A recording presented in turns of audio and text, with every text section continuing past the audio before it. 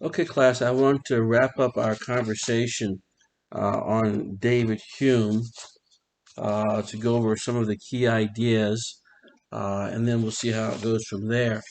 First, David Hume, also one of the British empiricists, his goal was to combine the empirical philosophy of his predecessors with principles of Newtonian science to create a science of human nature. So, as we've talked about before in class, here we see some great scientists in the area of physical science, like gravitation, for example, with Newton, and someone who's more interested in human nature, human affairs, they wanted to use some of the same basic principles employed in that area, but utilize them in the area of human nature.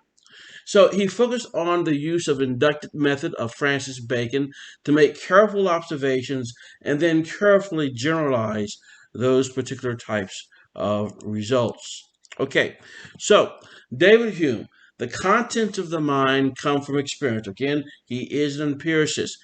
It can be stimulated by either external or internal events, as long as there's some sort of impression that's made on the sensory receptor systems.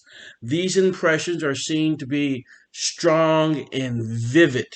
Okay, so impressions made on the sensory receptors are strong and vivid perceptions. The ideas are weak perceptions. These are faint images and thinking and reasoning. As we go through a few more slides, hopefully the ideas become clear as to how these two things differ. So, again, very similar to what we saw previously, simple ideas cannot be broken down further. Very similar to what we saw Locke describe.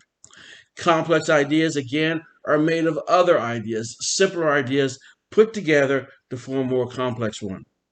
And again, the idea, once in the mind, ideas can then be rearranged in an infinite number of ways by the imaginations, but they have to somehow get into the mind through some sort of sensory input. Some sort of impression must be made so that now they're there in the mind that can then be rearranged in a variety of ways based on one's imagination.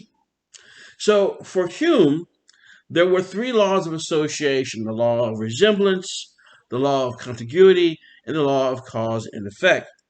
Now, causation is not in reality, according to Hume, it is not a logical necessity. It is a psychological experience. And this is going to be somewhat questioning to some, I guess, the idea that there isn't really anything called causality. We can't point to something and say, that's causality.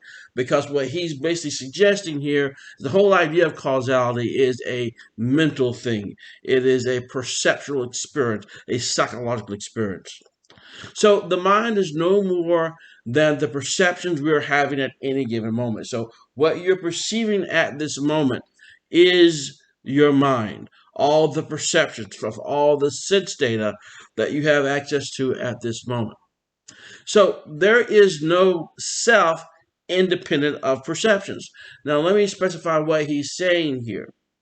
Whatever you think of as the self, it all depends on perceptions that you have. So if you don't have the perceptions, then there is no independent self. That's the basic premise there. So looking a little bit further to Hume, David Hume, all humans possess the same passions or types of emotions. All humans differ in the degree of these specific emotions. So we have these emotions, but they differ in various degrees. The passions determine our behavior. Therefore, we respond differently to situations. Both animals and humans learn to act in particular ways through experience with reward and punishment. So we see a bunch of ideas here. Ideas that focus on things like emotionality, ideas that focus on how our experience leads us to behave in certain ways. Either we get rewarded for it or we get punished for it. These ideas obviously will play a big role in the future of psychology to come. So let's do a little bit more deep dive into Hume real quickly here. So what motivated Hume? Well, what it comes down to, Hume's motivations were for providing signs of human understanding.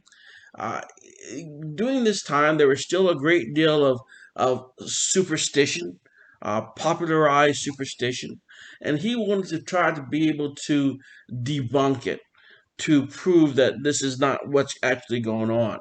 He wanted to remove our reliance on superstition. So, whatever cannot be demonstrated on the basis of experience and reason, we should sort of put to the side. Again, a very scientific perspective here.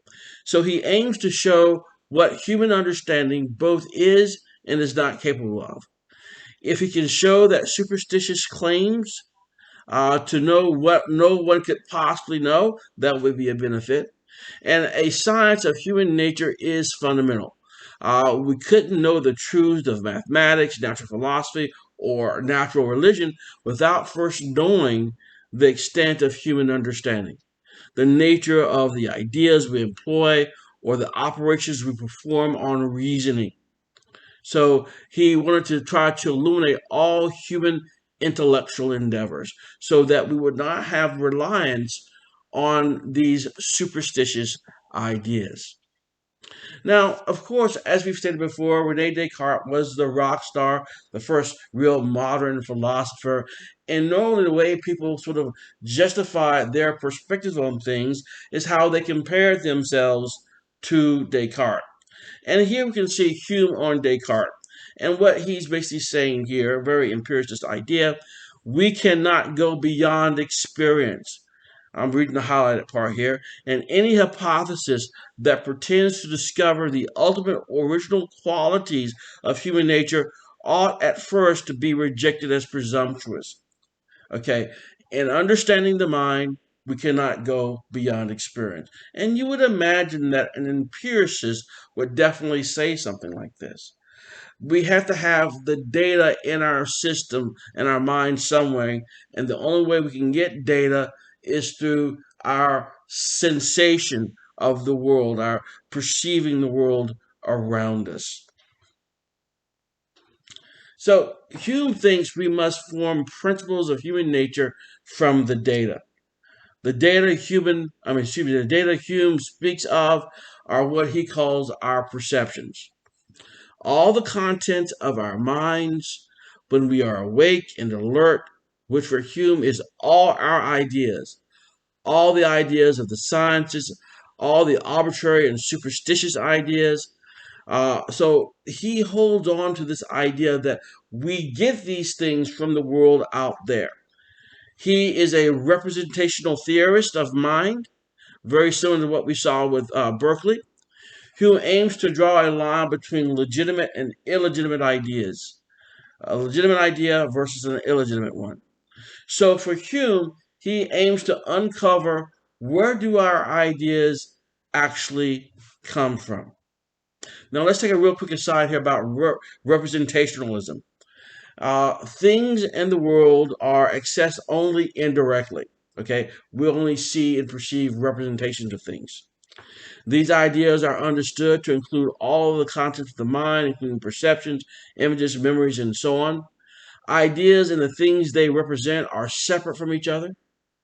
These represented things are many times external to the mind. It is possible for these ideas to constitute either accurate or false representations. We don't know. All we are perceiving are representations of things that may be in the world. Okay, so what he's trying to do is say we are only seeing representations of things, and he's also trying to figure out how it is that we know an idea is legitimate or not. And he's trying to do this by uncovering where these ideas come from. So, the source of ideas. For Hume, ideas are merely these faint images or copies of more vivid experiences or perceptions of the senses and emotional states. So, we have these things that impinge upon us, impress upon us, and these things are what we experience as our perceptions, that as well as emotionality. This difference in liveliness, okay, is the real difference between weaker states of the mind, we call ideas, and the perceptions of the mind, which he calls impression. So let's look real quickly at what he's doing here by describing this. So this is the difference between impressions and ideas. Impressions, he describes as being lively, so they have power behind them. These are going to be our sensations, okay? And then those things utilizing the operations of the mind. So we have feelings or sentiments and these impressions. These do not require any assumption of the external world. They are just there. Then we have the idea. So the impressions lead to ideas. Okay, these are the real things that impress upon us. Okay, and then we can have other types of things which are less lively on the right side here, the thoughts of these ideas. So we have abstract ideas based on these memories of these things that we have seen in the past or sensed some way, how we can use them in our imagination, how we can use them to develop more complex ideas, so on and so forth. So the key thing here is that we have the impression and then we have the idea.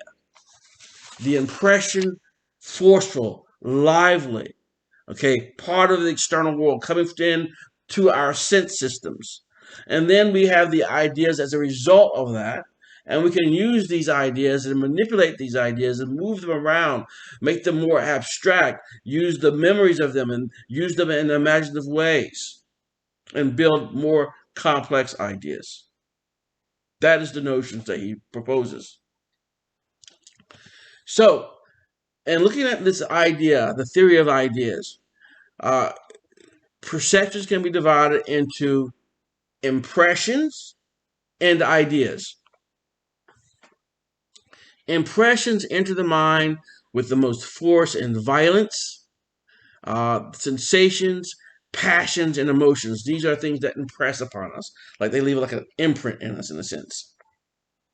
Then we have ideas, the faint images of impressions and thinking and reasoning. So you're thinking about something that you have previously experienced. That is the idea of something. When you are experiencing that thing for that first time, that is the impression of something. So if you slap the table with your hand, the sound you hear is the impression.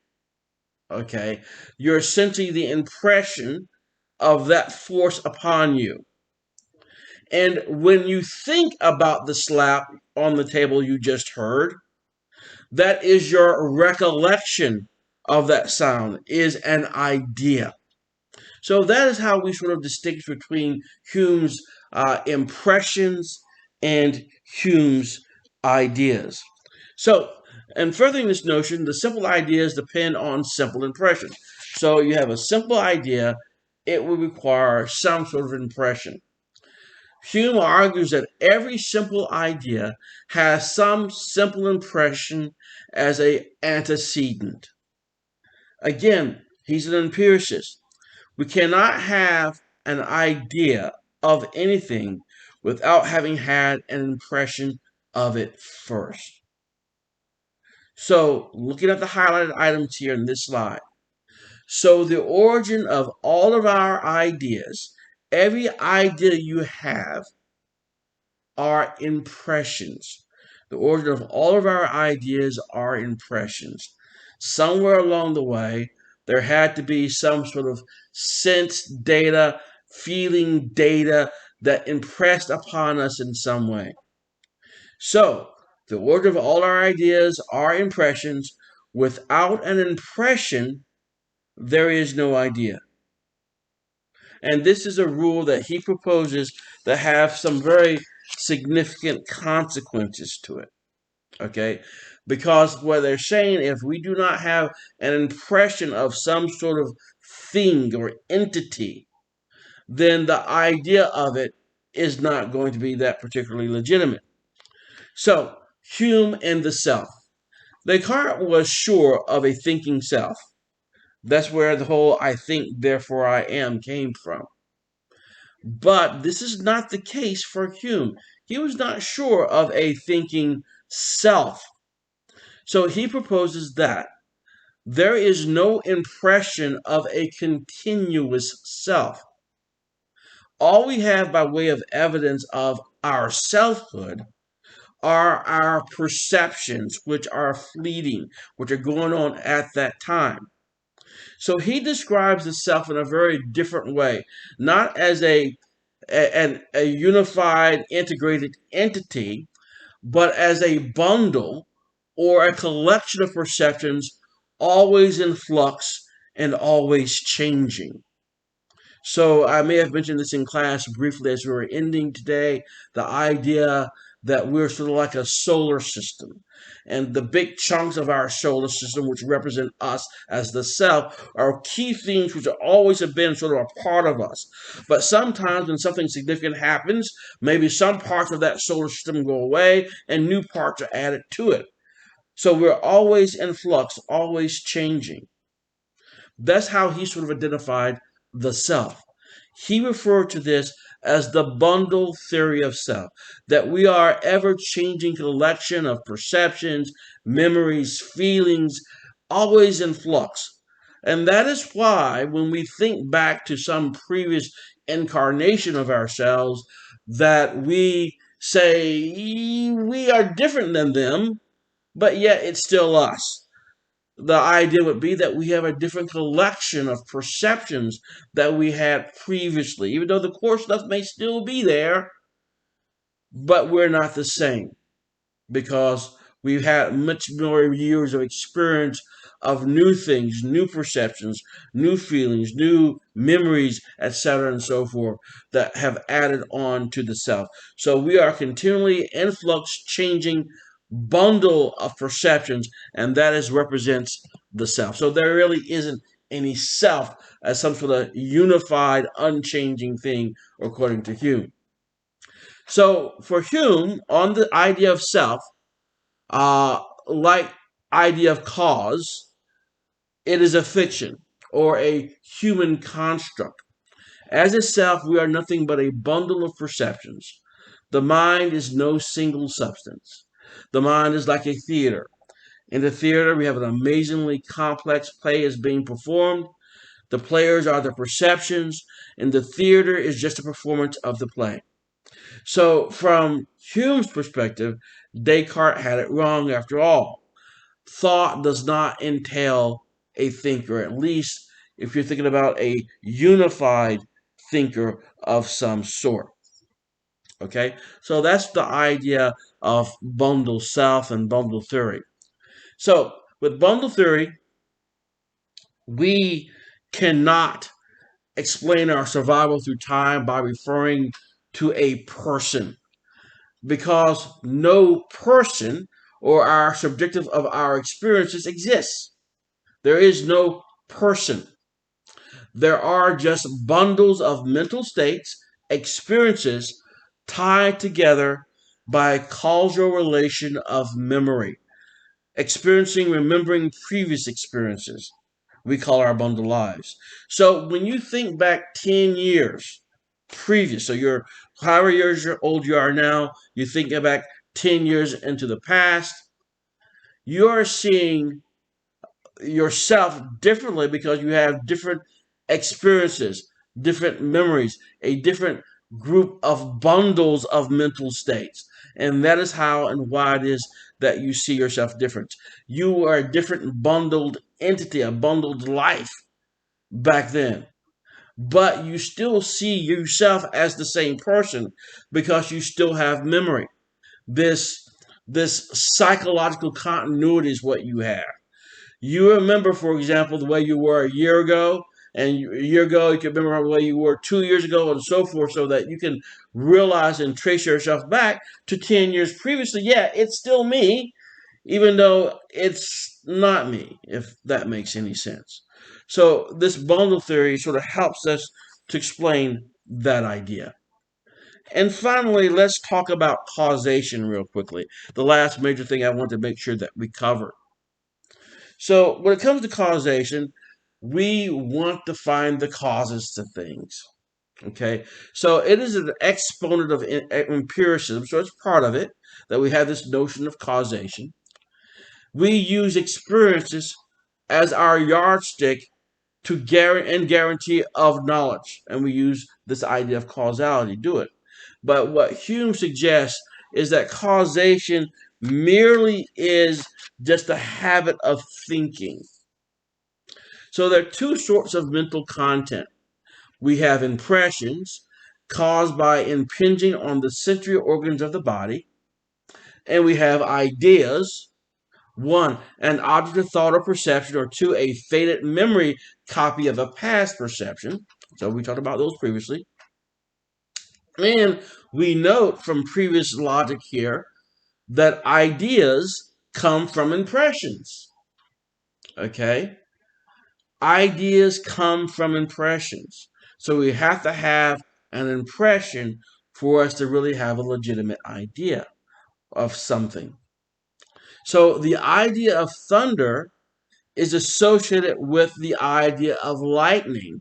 They are linked together causally through cause and effect. That's the way we think. That's the way we sort of have an understanding of the world around us. But in order for it to be meaningful, let's put away common sense and all this stuff. Let's think about what we're saying here. In order for something to be meaningful, there must be some sort of direct sensory impression of something. That there is sense data, something that we have observed. Remember, hardcore empiricists, we have to observe this thing for this thing to actually be real. And the reality of it is this: we never observe a causal connection directly. It never happens. We see event A, we see event B, and we imply the existence of something we call causality, that A caused B. But we have no evidence, no impression of that. We have never seen it. We never can make the connection directly. So we never observe a causal connection directly. We see two discrete events and we infer the rest. We do this, according to Hume and others, out of sheer habit. Out of sheer habit. There is no evidence. We have never seen a causality. We've never pointed to that's a causality. We can see a discrete event here, a discrete event there, and we will assume, since they seem to go together hand in hand, correlated, that one causes the other. But again, as we know about correlation, it does not really infer causality. So we do so out of habit, according to Hume. We must believe our thought process here.